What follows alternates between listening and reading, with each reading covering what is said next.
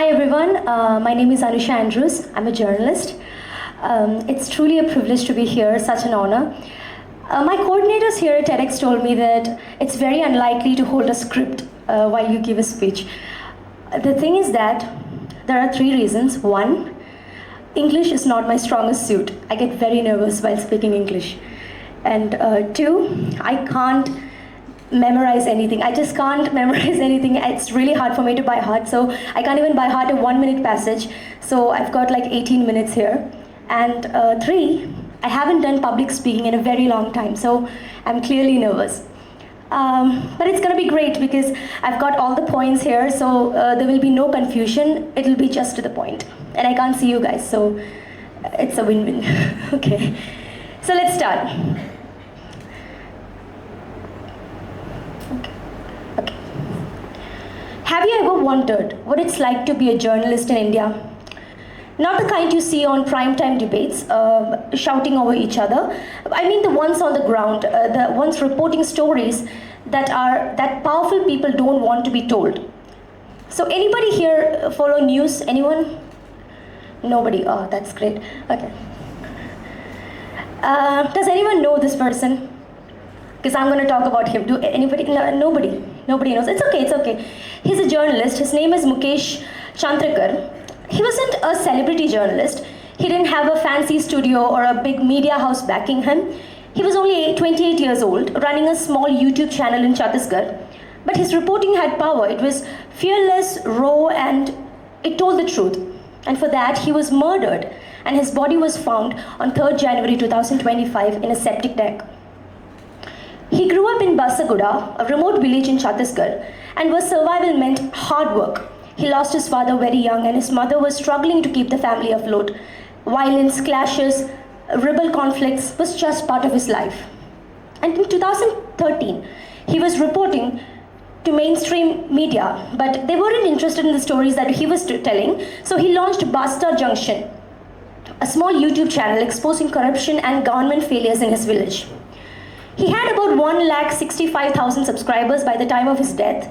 His last story was a report on corruption in a road project, which was strong enough to trigger an inquiry, and it got him killed. Mukesh went missing for 2 days before his body was found in a septic tank.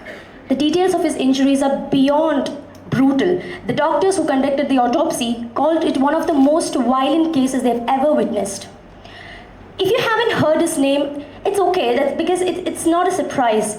Because his death was barely made headlines. And when some of the mainstream medias did report, they labeled him as a YouTuber, not a journalist, as if his murder was less important. My name is Anusha. I'm a multimedia journalist, and today I'm standing on a TEDx stage as a speaker at the age of 24, and I want to dedicate my speech to Mukesh Chandrakar. I don't know what his dreams were.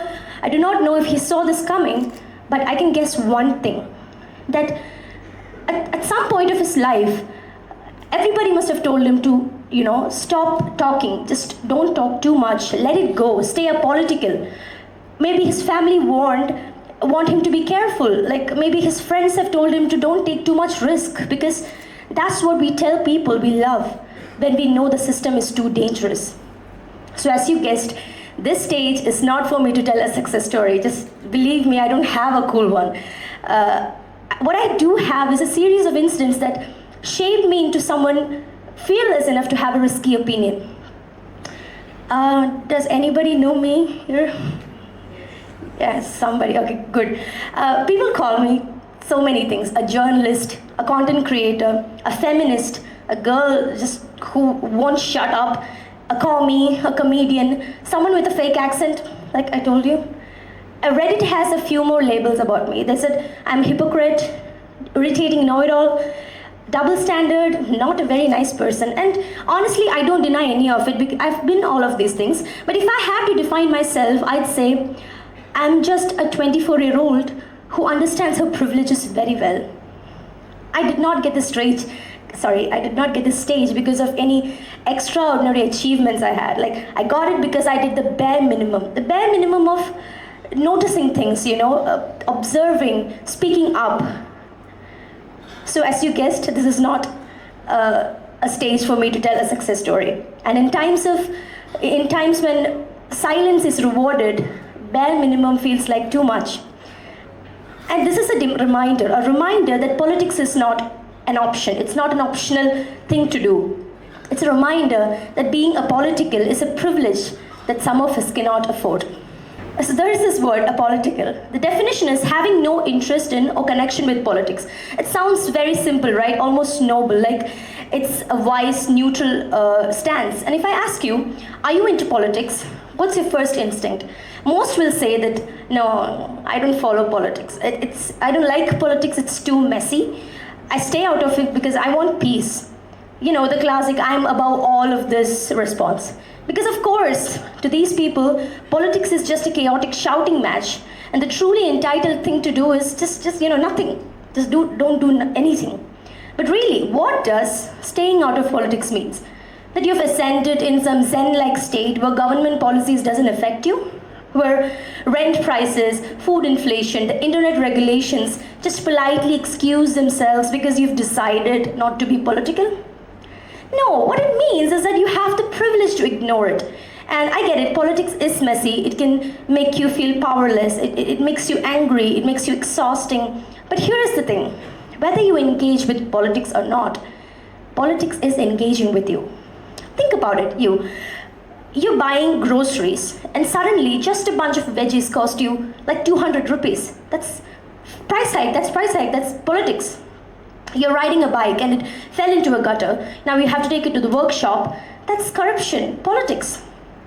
You applied for a job, you did the interview, you did very well, and someone with the right contacts get the position. That's nepotism, politics, right? You visit a hospital for treatment, but the wait is endless because there aren't enough doctors. That's poor healthcare, again, politics. Even the algorithm deciding whether you see cute dog videos or the latest protest footage. Everything is politics. The government doesn't go like, oh, well, they have chosen to be apolitical, so just let them slide. No, the system keeps running, making decisions without you.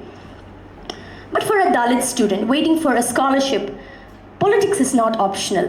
For a farmer watching his crops fail, for a daily wage worker waiting for their wages, or for a cure person fighting for the right to exist without fear, for a journalist exposing corruption at the risk of his life, politics is not optional. I wasn't always this person, the one standing here talking about privilege, power structures and politics. I had to learn and unlearn a lot, and I have a lot to do more. And I had to go through every possible reaction out there, backlashes, support, or praise, criticisms, everything. A few years back, I was just someone with too much energy and someone who was getting emotional over every little news articles. If I felt something was unfair, I had to talk about it. And I couldn't just let it slide. So I started making videos on Instagram. I talked about politics, gender, caste, power, and whatever. How well, people started watching. And by 2020-21, I had a decent following on Instagram. And whenever something happened, people turned to me for my opinion. Some found me interesting. Someone just wanted me gone.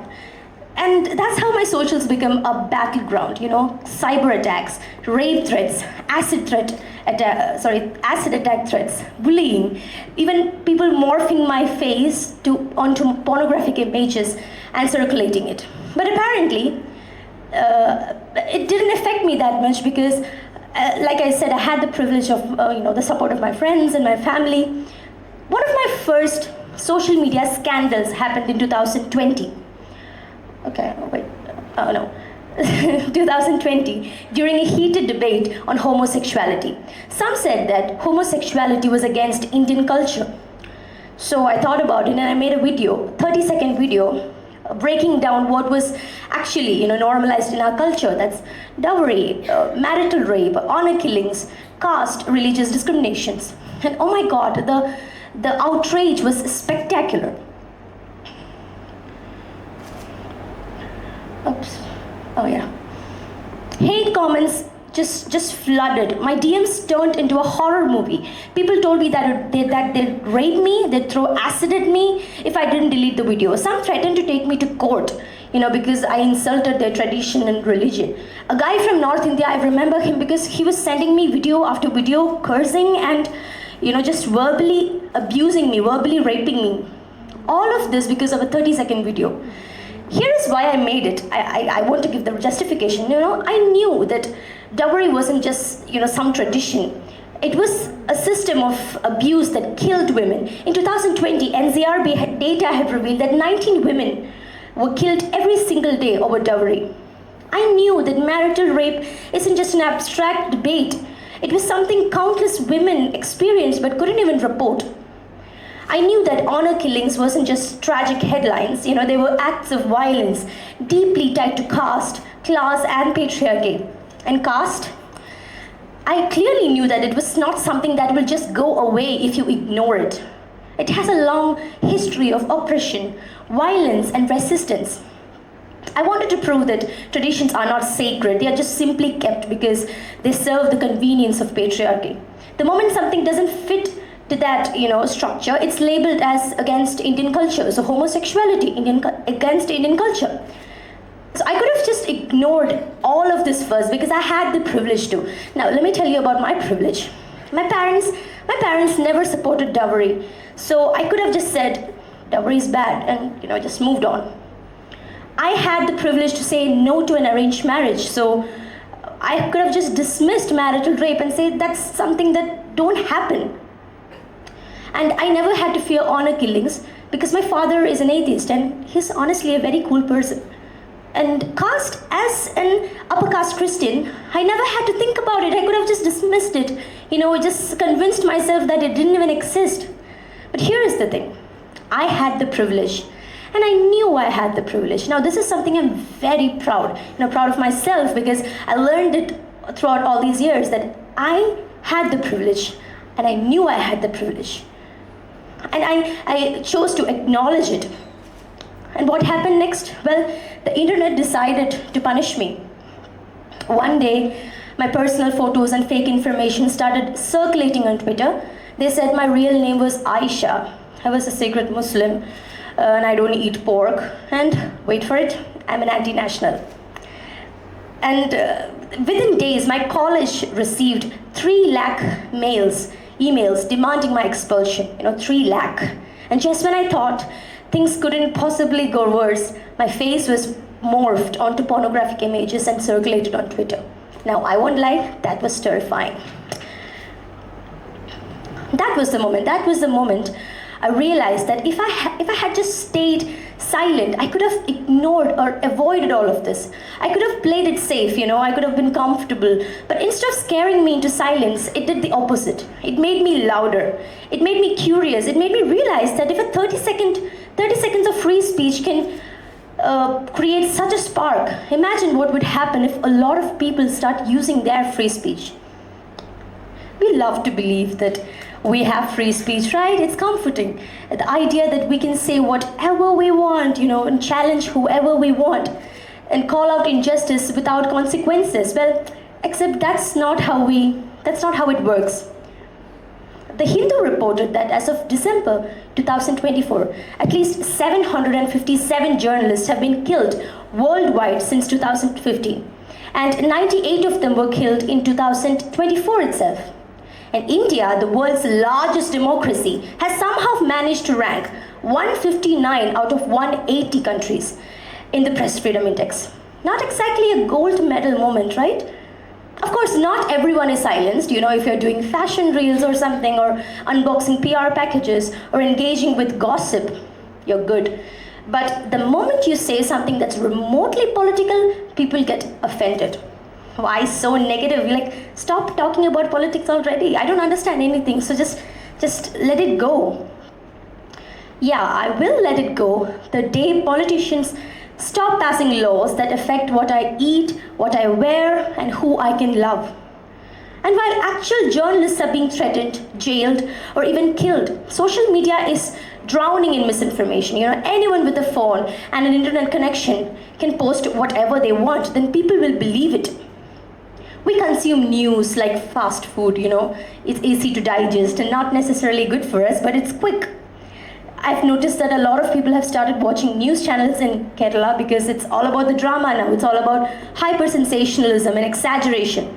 Who has the time to fact check when the next viral controversy is already trending, right? Let's not forget the influencers, the celebrities, even politicians who pushes no politics, only humanity agenda. I mean, it sounds so beautiful. Just be kind, spread love. You know, don't choose negativity, no politics, just humanity. But here is the thing, humanity, it's built on politics. Who gets access to education, sir? Who gets access to public health? Who gets access to have basic human rights? The only people who do not have, who have the luxury to rise above politics are the ones who don't suffer from it. Free speech isn't about who can talk loudest, who can talk the loudest. It's about who is allowed to speak without consequences. What we have isn't free speech, it's selective speech. Talk about fashion, that's okay, that's good. Talk about food, great. Do sensationalism, love it. But the moment you question power, the system reminds you how free your speech is. Here's the thing, free speech doesn't exist unless we use it. The more we self-censor, the more we let fear dictate our voices, the easier it is for those in power to hold the grip. Because silence isn't neutrality, it's surrender. It just means letting oppression do its job without, uninterrupted. That's privilege, the privilege that shapes perspectives. The privilege shapes perspective. It makes you believe that if something isn't a problem for you, it's a problem. It isn't a problem at all. Now let's go back to Mukesh Chandrakar, a journalist from small town, no big newsroom backing him, no safety net, just questions, the questions that made the wrong people uncomfortable. And for that he was silenced. And yet people with the loudest microphones, the biggest platforms, the most influence, the ones who can speak, choose to stay silent. There is one more thing, there is nothing more to say except politics is everywhere. It's in the food you eat, the clothes you wear, the country you live in, the air you breathe, the water you drink, the color of your skin, the name you were given, the religion you were born into, the school you could afford, the art you practice, the history you inherit.